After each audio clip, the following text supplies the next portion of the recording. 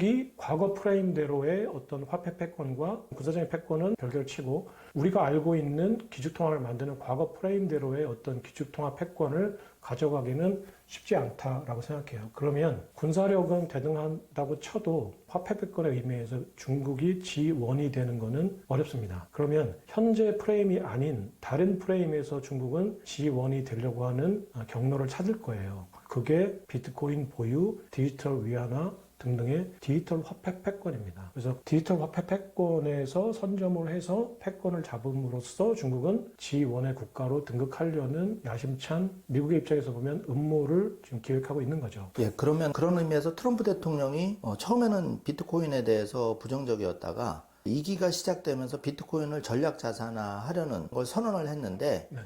트럼프 대통령의 비트코인 그 전략 자산 앞으로 4년간 어떻게 펼쳐질 수 있을까요? 일단 트럼프 대통령은 1기 때는 비트코인을 사기라고 했죠. 그리고 줄기차게 지속적으로 나는 달러 패권의 수호자라고 얘기를 해요. 그러니까 비트코인은 사토시 나카모토라는 개인이 설계한 그 디자인된 화폐이기 때문에 확실한 목표를 그 백서에 명시를 해놨어요. 달러 패권을 사실은 그 뭉개뜨리겠다고 나온 반달러 화폐예요. 그러니까 트럼프가 달러 패권의 수호자가 되겠다는 것과 비트코인은 어떤 궁합의 측면에서 보면 상극이죠. 근데 이런 상극의 모든 사실은 패권에 도전하는 어떤 대상은 기존의 패권에 비하면 상극이겠죠. 그러니까 이런 경우에는 기존의 기득권들에게 엄청난 탄압을 받아요. 근데 어떤 대상이 민중들에게 뿌리를 내리면서 없앨 수가 없는 상황이 되면 이 기득권이 그 뿌리 내린 그 새로운 시스템, 새로운 어떤 신화 이런 것들을 흡수하면서 기득권을 유지하는데 유리하게 이용을 하거든요. 근데 이게 그 로마 제국 말기에 4세기 때 테오도시우스 황제가 기독교를 국교화시킨 과정하고 똑같아요. 무슨 얘기냐면 예수가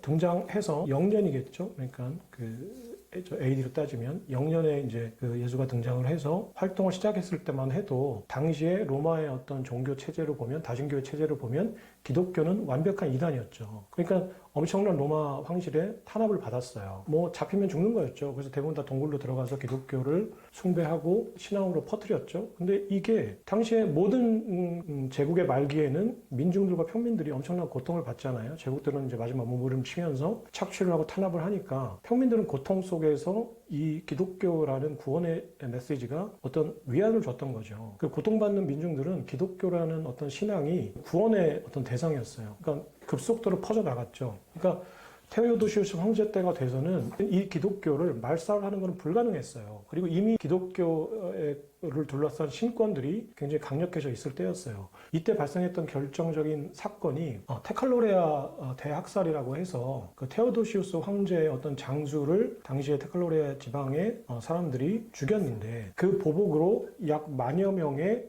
밀라노 사람들을 죽였습니다. 그러니까 이 테오도시우스 황제의 이 학살 사건을 극복하는 방법으로 당시에 밀라노 대주교가 테오도시우스 황제에게 제안을 해요. 당신이 기독교에 회개하고 용서를 구하면 기독교가 황권을 유지하는 데 도움이 될 것이다 라는 제안을 하고 그 제안을 황권이 이미 약화되고 신권이 강화된 상황을 파악한 테오도시우스 황제가 기독교의 회개를 하고 용서를 구합니다. 이게 달러 패권이 위험해진 상황에서 달러 패권을 유지하기 위해서 지금 트럼프가 달러 패권을 위협하고 있는 비트코인 암호화폐라는 이 시스템을 오히려 달러 패권을 지키는데 받아들인 과정하고 똑같아요. 처음에 탄압을 하다가. 그래서 이 프레임이, 이 서사가 뭐였냐면은 기독교가 로마 황실을 유지하는데 도움이 된다라는 서사였고요. 그리고 지금의 현재는 암호화폐가 달러 패권을 유지하는데 도움이 된다라는 서사가 트럼프가 받아들인 거예요. 이 서사를 만든 사람이 누구냐면 피터 틸이라는 팔란티어 창립자예요. 피터 틸 팔란티어 창립자는 페이팔이라는 지불 시스템을 만든 사람인데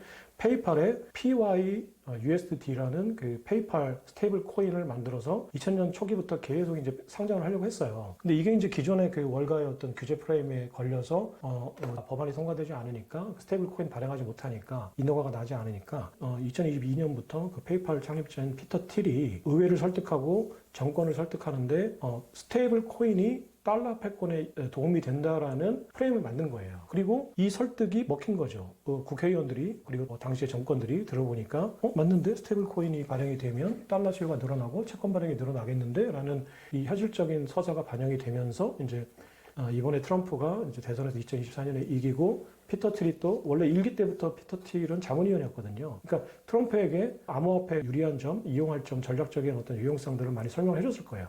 트럼프는 이거를 받아들이고 그러면 암호화폐, 특히 스테이블 코인이 그리고 비트코인을 비축 자산을 보유하는 게 달러 패권에 도움이 되는구나라는 판단으로 지금 비트코인의 대통령이 되겠다라고 선언하고 비트코인을 비축하려고 하고 워싱턴과 미국을 비트코인의 수도로 만들겠다는 거죠. 근데 근본적인 속성은 비트코인과 달러는 상극이죠. 비트코인이 성장을 해서 기축통화가 될 정도 아니면 어느 기축자산이 될 정도가 되면 그것이 의미하는 거는 달러의 이제 소멸을 의미하는 거예요. 그러면 어느 순간에는 이제 트럼프나 미국 정부는 판단을 해야 돼요. 그러면 달러 패권을 지키기 위해서 스테이블 코인을 어떻게 해야 되는 건가? 그리고 비트코인을 어떻게 해야 되는 건가? 라고 이제 판단할 때가 되겠죠. 하지만 그때쯤이 되면 주객이 전도돼 있을 거예요. 그럼 그때쯤이 되면 이렇게 생각할 거예요. 지금 미국의 패권이 달러에서 오는가 스테이블 코인에서 오는가 현실적으로. 그러면 미국이 지키려고 하는 건 패권이지 달러가 아니거든요. 패권을 지킬 수만 있다면 그 수호자가 누구가 됐든 상관없어요. 그러면 선택을 할 거예요. 더 유용한 전략 자산을. 그때가 되면 암호화폐가 될 거란 얘기죠. 그래서 이거는 로마가 멸망한 뒤에도 기독교는 전 세계로 전파가 됐듯이 미국의 정권이 또는 달러의 패권이 몰락한 뒤에도 암호화폐는 기독교처럼 계속 확장이 되고 전파가 될 거라고 생각합니다. 정말 좋은 인사이트 같습니다. 마이클 세일러가 최근에 비트코인 가격이 1억 4,500만 원대도 계속 그 매집을 하고 있는데 이렇게 무섭게 사들인 이유는 뭘까요? 마이클 세일러는 원래는 소프트웨어 만드는 그 솔루션 업체, 뭐 지금도 물론 스트래티지는 이제 그런 회사예요. 근데 이제 본 사업이 사실은 거의 전도가 된 상황이죠. 근데 사업가 입장에서는 그 재무자산을 보유를 해야 되는데 내가 달러를 보유하고 있다는 게 팬데믹 그때 인플레이션 위기가 오면서 내가 가지고 있는 화폐가 녹아내리는구나라는 생각을 했어요. 예를 들어서 한번 생각을 해보세요. 내가 현금을 가지고 있는 경우에 매년 이자로 3%씩 내야 된다 라고 한번 생각을 해보세요. 내가 은행에 예금을 했는데 매년 이자로 3%씩 내야 된다. 그러면 그 현금을 가지고 있을까요?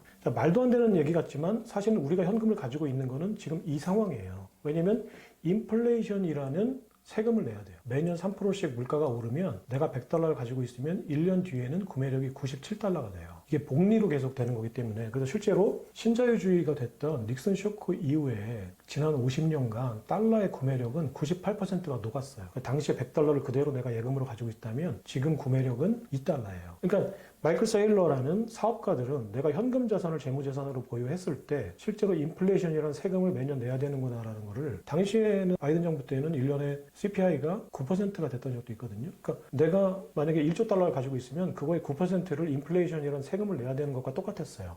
그러니까 그러면 달러를 현금으로 재무자산으로 갖고 있는 거는 굉장히 위험한 선택이었구나라는 걸 절감했던 거죠. 그러면은 어떤 대안이 있을까를 고민했을 거예요. 근데 당시에 마이클 세일러의 친구들 중에는 월가에 있는 딜러들이 많았어요. 그래서 그 딜러들에게 비트코인이라는 암호화폐의 어떤 유용성에 대해서 얘기를 들은 거예요. 마이클 세일러가 그 유용성을 공감하고 비트코인을 매입해서 처음에는 달러라는 현금 자산의 인플레이션을 해칭하는 수단이었죠. 그냥 재무자산 포트폴리오였는데 비트코인을 보유하고 공부를 해보니 이것이 내가 그렇게 간단하게 생각할 자산이 아니었구나. 그래서 그 다음부터는 아예 비트코인 맥시멀리스트가 된 거예요. 오히려 전환사채를 발행해서 비트코인을 사들이죠. 그러니까 지금은 소프트웨어 회사가 아니라 비트코인에 투자하는 투자회사의 성격이 더 강해요. 지금 현재 스트래티지의 주가는 비트코인 때문에 형성된 주가예요. 이런 측면에서 그러면 다른 기업들이 마이클 세일러의 스트래티지의 그 비트코인 보유 전략을 눈여겨보고 있죠. 그래서 일본에서도 그렇고 우리나라에서도 그렇고 그걸 따라하려고 하는 기업가들이 많은데 우리나라나 일본에서는 아직까지는 그게 제도적으로 일본에 가능할지 모르겠는데 우리나라에서는 불가능한 상황이죠. 하반기부터는 이제 우리나라도 법이 정비가 돼서 법인들도 비트코인을 구입할 수 있다고 하니까 기대를 좀 해보셔도 좋을 것 같아요.